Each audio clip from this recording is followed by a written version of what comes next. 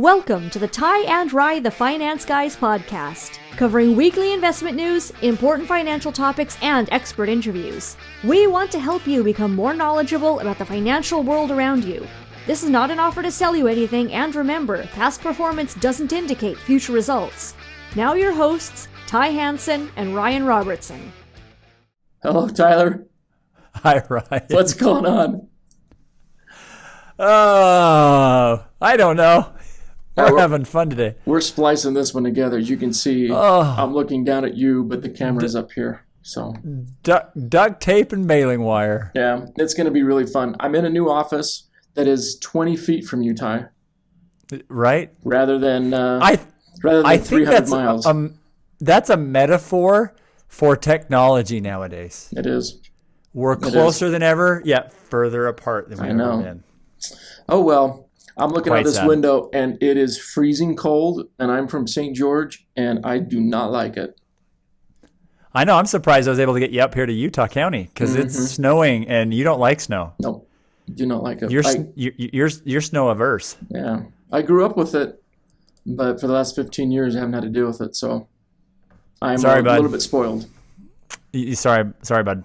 Hey, you know what else? No. Do you know what else we've been spoiled with the last 15 years?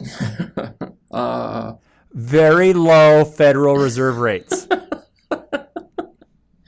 That is one of the greatest segues. One of the greatest segues. Yeah, it's actually been close. 2007, 2008. Yeah. So that's 12, today's 13 years, 14 years. Yeah, that's today's topic. We're going to be talking about everybody's favorite topic. We don't want to go back to St. George? No, we do not. And you hating the snow? No, I don't want to talk about it anymore because snow is the worst. Snow is the worst.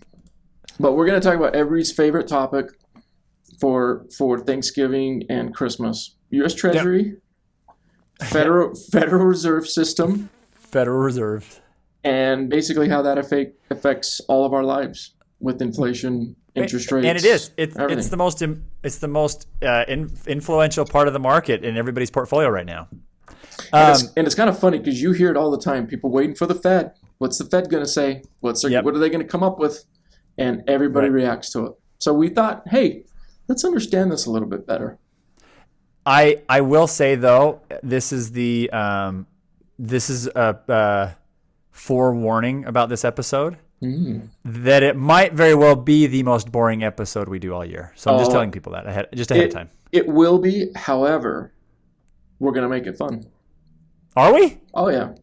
I like it. That's great. As we always do. Yeah. So. Okay.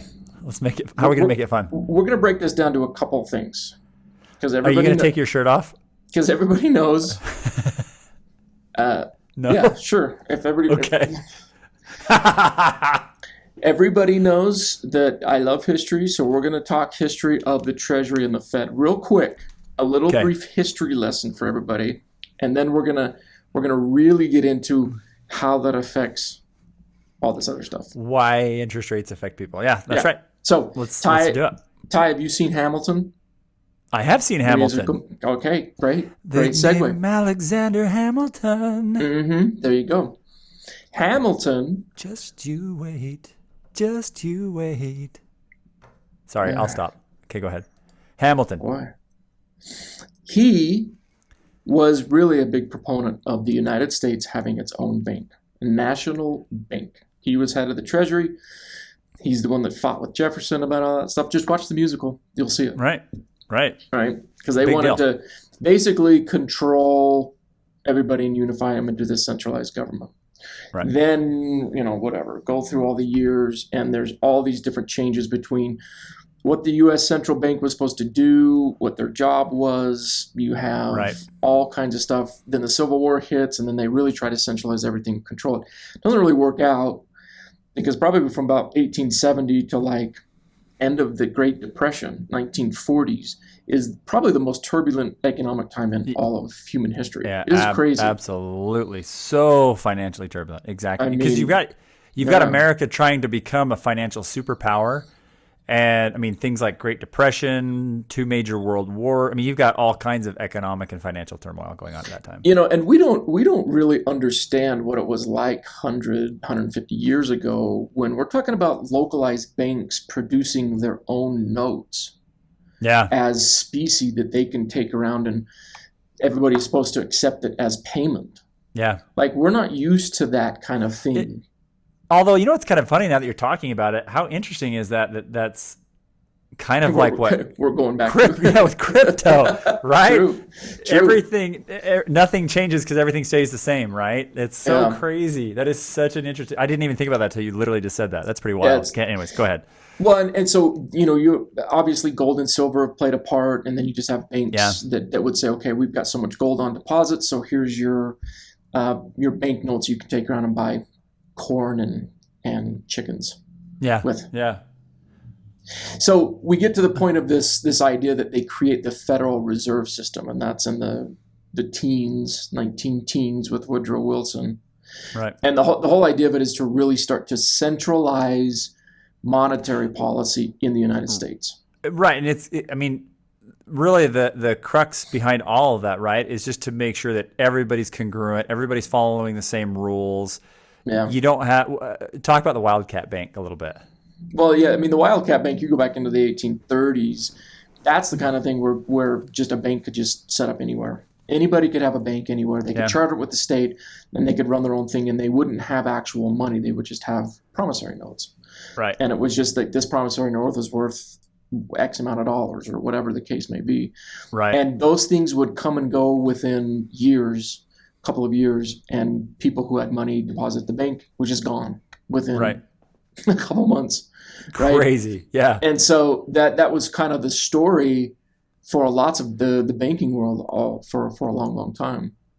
So anyway, we get into the turn of the century, and so now we got this idea where there's going to be a centralized system that is going to tie all banks together. It's going to tie how people get money, how they use money, how they get paid, and it's going to tie it all into one basic centralized system. Now, there's been a lot of changes since that system to where we are today. In fact, it was the 80s, early 80s, where we went to what was the legislation? I'm trying to think of what it was called. Well, it's the one where it basically made the Federal Reserve System one acting unit rather than separate regions. Oh, gotcha. Yeah. I forget what the legislation was called. Yeah, I can't remember off the top of my head either. I thought you were talking about because that's where you really start to see the bond world change too, is in the 80s, because you saw such a crazy spike in inflation and a crazy spike. That's when you have in the mid 80s you had that weird crazy gas run. All kinds of insane things, and so you started to see the some of the policies change, and it was about that exact same time that what you're talking about happened.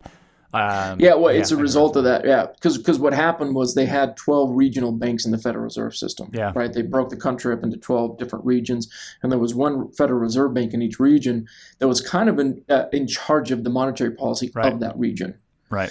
But what happened was that because it was too fractured, there wasn't enough centralization of money. Right. Which is the problem, and that's where you start to see kind of some of the supply issues we see now for different reasons, but a lot of that stuff happened, and of course there were other reasons for that too. Reagan gets into office and really wants to just basically make everything function in one simple way. Right. And so that's where you have this move towards one centralized location. There's still the regional banks.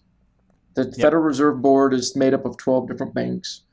And then you've got the Office of Monetary Committee, FOMC.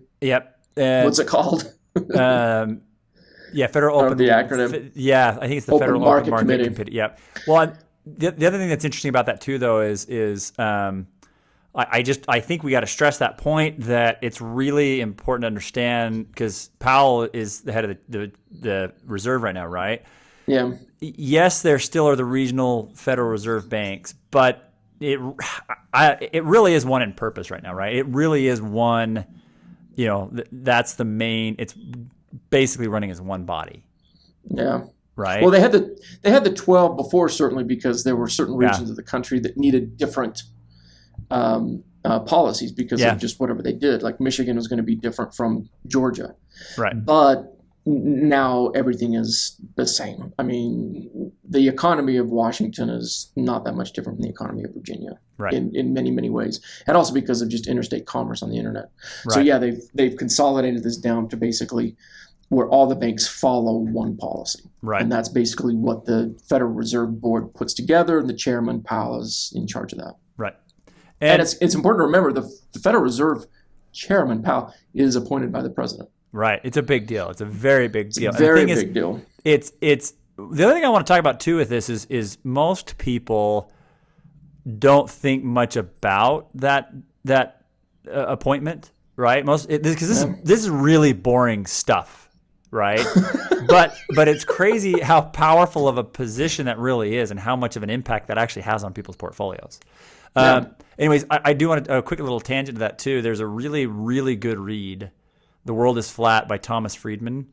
It talks about the evolution of economies and how the world really, this is kind of what it's talking about, right? As technology is improving and things like that, and this is exactly why we're talking about the Federal Reserve really kind of being one in purpose now, because you're right. What's happening in different states it's all pretty much the same now across the board for all of us, right? Right. So anyways, there's a lot of interesting things and theories and Friedman kind of talks about where he thinks things are going to go in the future, and it's interesting as it relates to what we're seeing today. So yeah, well, and so this Federal Reserve system, right?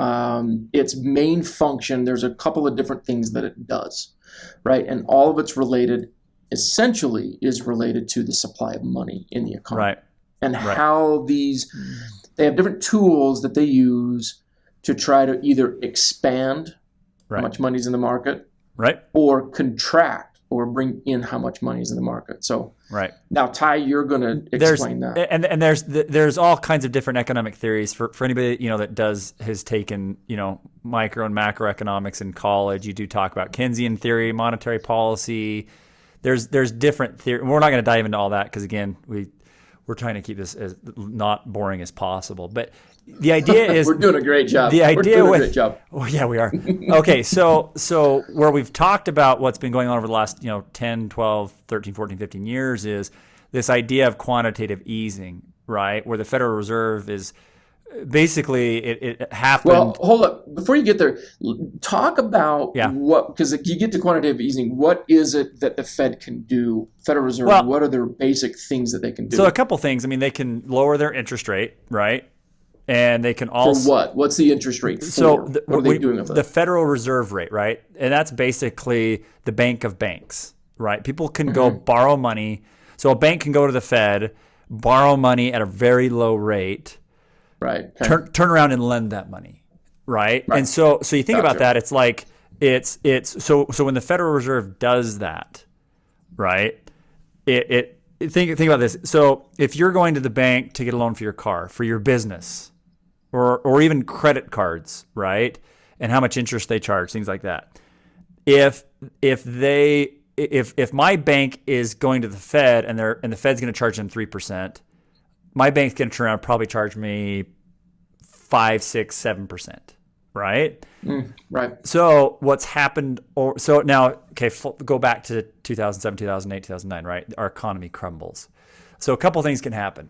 A couple things happen. The Fed starts lowering that interest rate, right? And then quantitative easing is another measure where it's like, okay, we want to, we'll buy back. We'll do this. We'll do this. This process or this method of we'll buy specific, and there's different things. They'll buy different government securities, right? And because they go out and buy them in the open market, essentially it pushes more money back into the money, right? And they can also print more money. There's a couple of different ways they can do it. They can either be buying back securities, they can be printing more money. But the idea is they like to do that with quantitative easing. They like to buy back the securities more, and so that they can push the monies into the economy that way, right?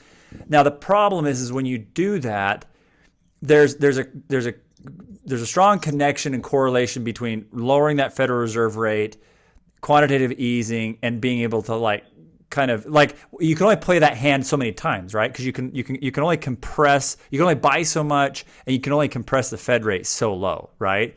Technically, you could go to a negative Fed rate. You could. Other countries have done it, but it becomes very, very problematic, and it's a pretty bad sign if that's happening, right? So let's talk about that, because that's kind of an important point, because we're really, really seeing that now. What is the problem with them doing that too often, too much, in the last decade, we've done it a lot. Right. Well, so, okay. 15 years. So again, let's talk about the lowering of the Fed rate. So the problem is, like we're talking about, you can only go so low. And then the idea is like, okay, it's like you've got to let off on the gas. So things you've got to slow it down. And what can happen is it can slow down your economy, right? And the other thing that is kind of related to it, when you've done quantitative easing, when you're adjusting the interest rates like that, what can happen is it can also spike inflation, because again, you've kind of compressed those rates down, and they've got to come back up, because you want them to come back up to a normal, healthy trading level and interest level, so that if now 5 years down the road something else happens that's crazy in the economy, you can do it again, right? Because again, if you start going negative, it has international repercussions. Let's just say historically, countries that have gone into the negative, that have a similar system to us, countries that have gone into a negative Fed rate have not fared well, right? So again, you can only play the hand so many times, and once you've gone that low, it's not like, okay, we've dropped rates or we've done some quantitative easing and we can just come right back from it, right? There are ramifications. And so the idea is that's basically where we got to. And with COVID, right, we saw interest rates drop. In fact, last year was an unprecedented number, like insanely low interest rates for mortgages, unprecedented number of refinances, home purchases, right? Because the Fed's like, holy crap, we've got a giant global pandemic. We got once people go back to work, we got to get these wheels turning in the economy, right? So again, they had to utilize quantitative easing methods, and keeping the Fed rate low, things like that. So now what we're hearing today, right? Because they've used this policy, they've used this economic tool, if you will, right? So that's been done. Federal reserves have dropped. That's why people are getting mortgage rates at 2s, 3s. That's why auto loans are insanely low. Goodness gracious, I have a small auto loan on my truck, and I'm literally like, my interest rate is actually zero, right? Basically the banks got the money so cheap, they're able to make up other incentives to where they can give me a truck for no cost of interest, right? That's insane. Yeah. So it's nice because we kind of get some perks, but it comes with a price tag. Right. So that's what we've all been experiencing the last couple of years, and even, 2013, 2008, right? All these different times where they've used these policies and tools, right? Well, now when you start to, like we talked about, pump the brakes and let off the gas, and you got to let those rates kind of come back up, and you stop this whole Federal Reserve policy of buying back these longer term securities, right? Government-backed securities. When that happens and those rates come up, if your economy is not strong enough to handle that or absorb that, then what can happen is also you can see an inflation spike, or you can see an economic slowdown, either or both, right? If you see both of those happening at the same time, right? That's stagflation. Very, very, very, back in the very 70s. Bad. Exactly. Right, exactly. In fact, in the mid 2013s, we saw the Fed as they were, again, there's been about, depending on who you ask, about 7, 8, 9 different usages of quantitative easing since 2008, right? And as they were kind of tapering, when you hear the word tapering, right, what we're referring to is they're tapering off. They're backing off of this quantitative easing of buying. They're not buying as much of these. They're not buying as many of these long-term securities in the open market. Okay, so that's tapering. Well, when that happens, sometimes the market they call it a lot of investors and analysts call it the taper tantrum of 2013, right? The taper tantrum, Sure. right? So it's actually interesting this year, as the Fed has talked about tapering, the markets haven't really balked specifically at the tapering, which is good. It's a really good sign, right? And even just a couple of days ago, the Fed basically came out and said, okay, we know exactly what we're going to do, right? We're going to adjust the Fed rate basically 3 times, right? Once a year for the next 3 years. We're also going to, slow down our quantitative easing, our buying of these securities. So there's going to be less monetary supply. And the markets actually responded yesterday pretty positively to it, right? Yeah.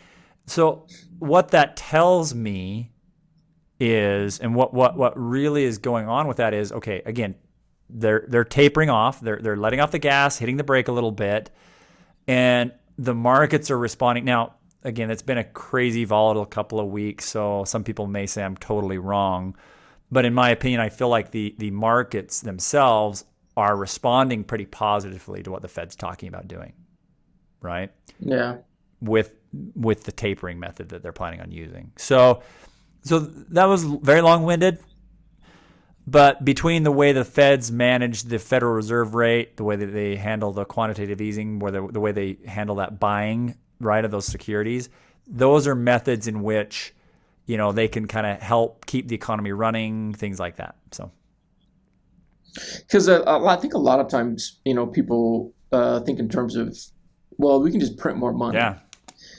That obviously is part of it, but it's a more effective process to try to utilize the money that's already out, right? To know how much money is out there and to manipulate these different methods for doing it. Because really, in very simplified terms, we talk about quantitative easing, we talk about the Fed rate, we talk about these different methods. Right. All the Fed is trying to do is they're either trying to put more money out or they're trying to bring more money back. Because that has its effects on the economy in one way or another. Because if there's more money, they're buying more of these. They're putting more money out into the market. That just means more people have more money to do more things. Right? Because really, I mean, I had a really hard time with some of these concepts at one point, right? Before I ever got into college and high school and just like, I don't even understand how any of this works. And I started to realize, the economy only actually works when money can just be moved around. As long as people can have the ability and the, confidence to take their money and go buy something, maybe put an investment, maybe do this, maybe do that. It's when everybody stops doing that is when we have some of these issues. Exactly. And that's kind of what they need to try to figure out is how do we get rid of confidence? You bring up some really, that's a great example. You bring up some great points here about like confidence and the perception of money and flow. And that's what I'm saying. That's why, Powell says one thing or the other, the Fed starts to make some decisions one way or the other. And all of a sudden you see, the markets, like again, yesterday the market was down about 0.5%, 0.75%.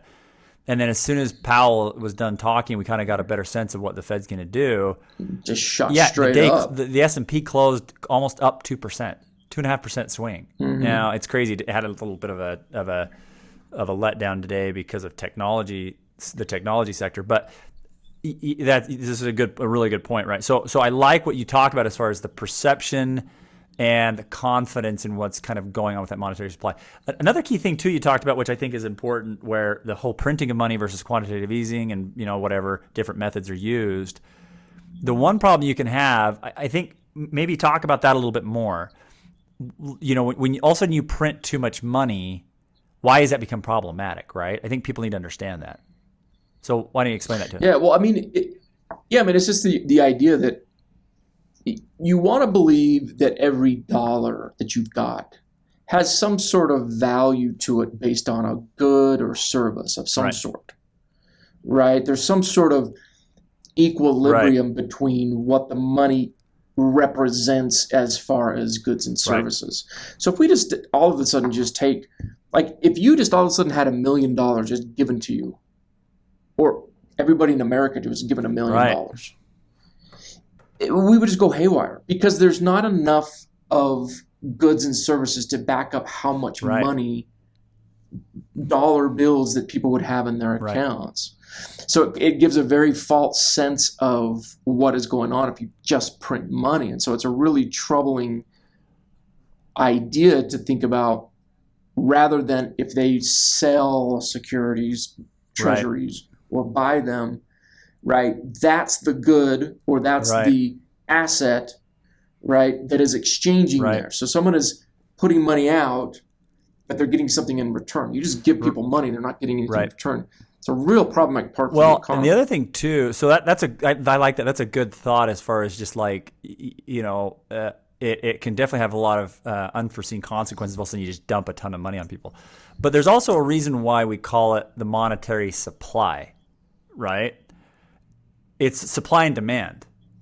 And as funny as it sounds, there Right. actually is an element of supply and demand to the amount of dollars in the actual economy. Right now, and this is kind of where it's interesting what's happening nowadays when you kind of move in this idea and concept of the cryptocurrencies, right? Because a lot of people are now saying, well, there's not really actual dollars out there, so who cares, right? It's more ones and zeros, right? And blockchain, like it's more Sure. digital now. So I don't want to get off on that tangent, but anyways, it's interesting. But so that's actually a problem you can have, is that if all of a sudden you get too many dollars and too much printed money out there, you have too much supply. There's not as much demand, it can start to throw stuff out of whack. In fact, I have, and to take that one further step, this is why this whole quantitative easing, tapering, everything, the reason that's so razor thin as to how it can impact the economy is, anytime we're talking about this and you're talking about how goods and services are bought and sold and exchanged, that adjusts the price of things, which now we're starting to talk about inflation.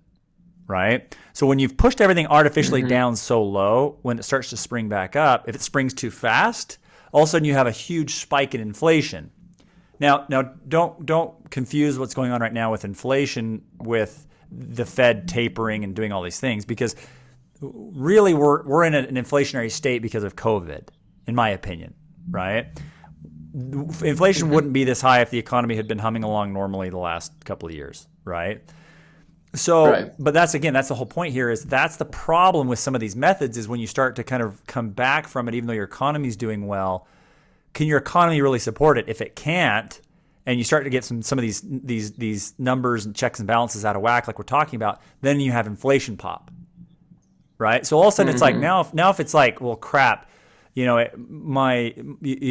I need to do, like, go buy groceries if it's more expensive. Well, I'm just not going to buy as many groceries, right? I'm not going to buy as many luxury items at the grocery store, right? Like the fancy steak or cheese or whatever. So now that starts to slow the economy down, right? So inflation is really kind of, what's a good analogy? It's kind of like a wet cat, right? Cats don't like to get wet, right? They don't like to get wet. Yeah. And so it's like trying to get a cat wet, or get a cat that's fallen in the pool. Like, dude, they're going crazy, and it's hard to get a hold of them, right? That's kind of how inflation is as it relates to handling these different, monetary policies. Is as much as the Fed likes to think they have a control on everything, it's not as easy to keep the reins on these things as they think. So that's what's scary. That's why investors freak out with inflation. So in fact, well, last thought. I mean, that's why tech is selling off today. Yeah, that's why the only reason that tech has a big sell off today is there still is this kind of underlying fear of inflation, which is funny because, to be frank, inflation's being managed very well, in my opinion. But that's why the technology is freaking out today. Is these people are like, well, if inflation spikes, one of the first things to go is going to be a lot of this tech stuff. So, right, yeah. Well, and the idea of the supply and demand, and that's kind of the goal that the Fed wants to create, is this balancing act between the supply and demand. They want to make sure that the demand for cars meets the supply well enough that prices don't go out of whack. Because if 10 people want one car and they all have money, there's going to be a bidding war for who gets the car. I mean, look at what the housing market did in the last year. There are bidding wars on homes because everybody's got money, because you've got stimulus checks, you've got EIDL loans. You've got very low interest rates. Crazy low interest rates, yeah. Right? So you create this burst of new buyers, and it just like ratchets it up, and now you get FOMO buying. Right. That happens. FOMO investing that way. But one other thing I wanted to bring up, I was thinking about with this is one of the arguments for cryptocurrency. Because you cannot manipulate the supply and demand of because it's finite. The supply. Yeah. Bitcoin's finite, and the new Bitcoins that come out is finite. Or it's a process that cannot be manipulated. You can't just all of a sudden add 10 Bitcoins to the system because things aren't working well. So there is sort of this theory that goes in with it as to why, if you talk to anybody that's waist deep into crypto theories, that's one of the biggest ones. Cannot be manipulated, so therefore it's going to be a better system. I don't particularly agree at this point, but it is one of those arguments. Well, in fact, that's... Actually, I don't know. I shouldn't say I don't agree with it, because what I'm not sure that I agree with is how it's actually going to stabilize and be used as a currency. I agree. That's what's interesting with the whole thing is it's too. I mean, we talk about instabilities and volatility within the inflationary markets and the Federal Reserve System, and it's like it's not even close to how volatile the crypto markets and currencies are, right? Like. And so it's like, I don't know. That's why I'm not as. I mean, I think there's definitely technology and usage that will, just like we talked about with the FOMO, with the .com bubble, right? There's definitely stuff that stayed on, right? That still is tested, like Amazon, right? I mean, Amazon survived the .com bubble, but look at Amazon evolving, right? I mean, what was Amazon to begin with? It was basically like ebooks. Books, books, right? Yeah. So, exactly. I literally just ordered a windshield scraper from Amazon, and batteries. Windshield scraper, and batteries. That's what I ordered today.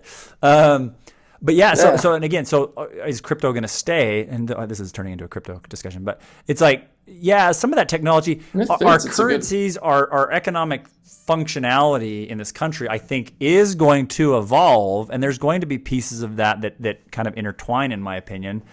But it's like, look, the way, in fact, people think I'm crazy. They're like, oh, you love Joe Biden or whatever. It's like, no, look, I don't care. I honestly am politically agnostic. I don't care, right? I don't.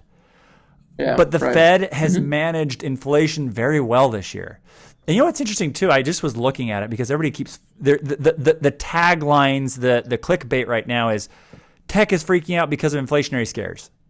Okay, well, you can go to treasury.gov and see the daily treasury rates, right? Interest rates, right? Yeah. You can see the 1 month treasury, 2 month, 6 month, 3 year, 5 year, 7, 10, 20, 30 years, right? You can see all the different rates. I like the 10 year. I look at the 10 year.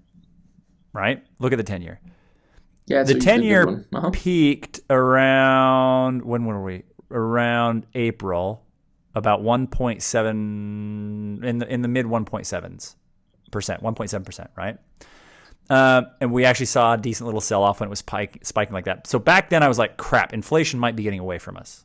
We may need to rethink the portfolios, right? Again, everybody's now freaking out again, and it's like, why? Like, we're the treasury rates are, and again, it's not the end all be all. I get that, but I'm still looking at it, I'm like, we were at 1.35 like a week and a half ago, right? Yeah, we're at 1.4 right now. Like, the rates are still, to be frank, quite low, and I think the Fed's managing it well, because basically the Fed's like, look, we're going to raise the Fed rate and we're going to stop buying as much stuff. So you would think that the markets would be like, oh crap, and all of a sudden you'd start to see inflation pop even more, right? That's what if we had an unhealthy economy, that's what you would have seen. We're not seeing it. We're not. Right. Why? Because we have a pretty damn good system. The Federal Reserve is a pretty good system, and I think Powell is doing a very good job. So, and we've just got an economy that has been very dynamic too in response to COVID. Now, granted, we can make arguments about how technology has taken over and that's not necessarily the yeah, because we can't figure out how to connect on a podcast when we're 5 feet apart. Yeah, we connect better when we're 300 miles apart. Exactly. Yeah, that maybe it's funneled money into 5 companies. Yeah, in the last year.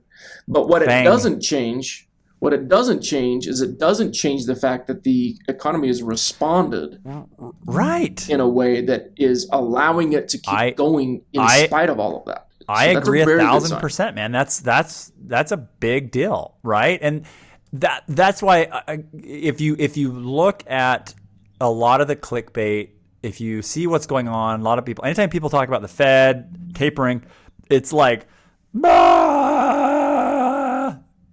you're gonna, yeah, right, just like that. It's exactly what they're thinking. This guy is falling. It's like, oh my hell, no, it's not. It's not.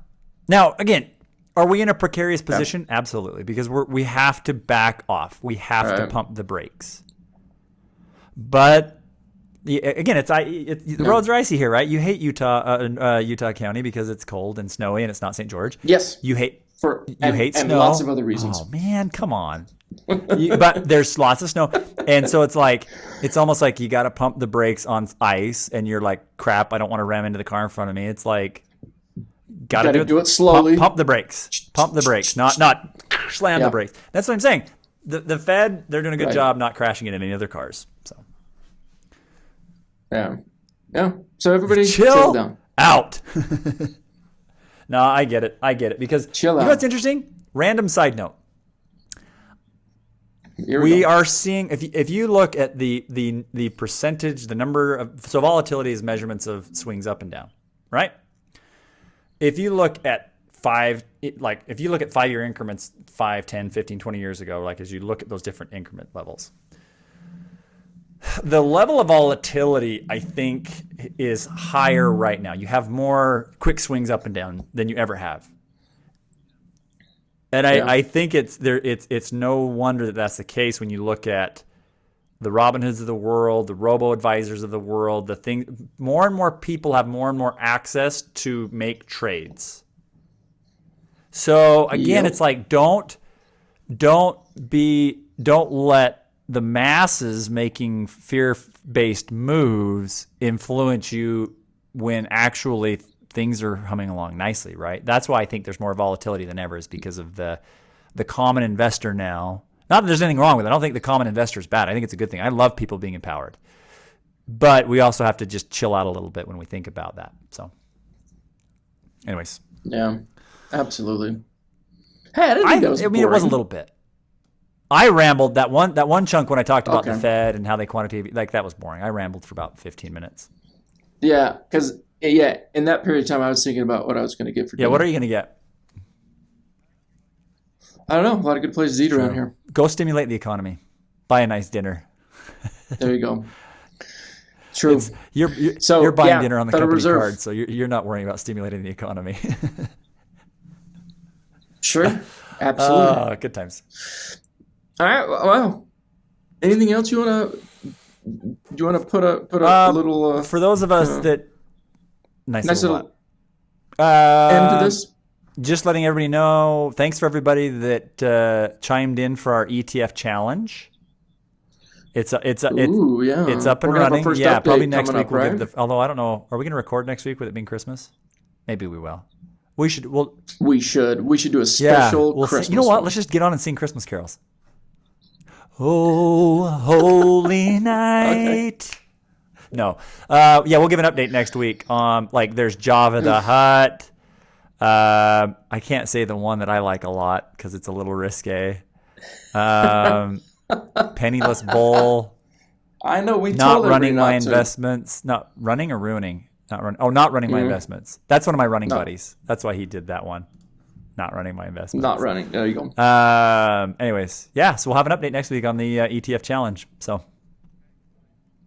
Okay, I want to see who's in first place. Actually, and I also want to see who's in last place. We should give a last place. We should do we're gonna do a little trophy, huh? We talked about that. Yeah, we're gonna do a trophy. I don't think we told people we're gonna do that. We're gonna do a trophy. Trophy and your iPod Pros. Not my AirPod Pros, not these ones I'm wearing, but a brand new out of the box AirPod Pros. Because I don't think people want my AirPod Pros. Yeah. It's kind of got like all my ear stuff on it. You don't want that. That's gross. Wow. It's definitely gross.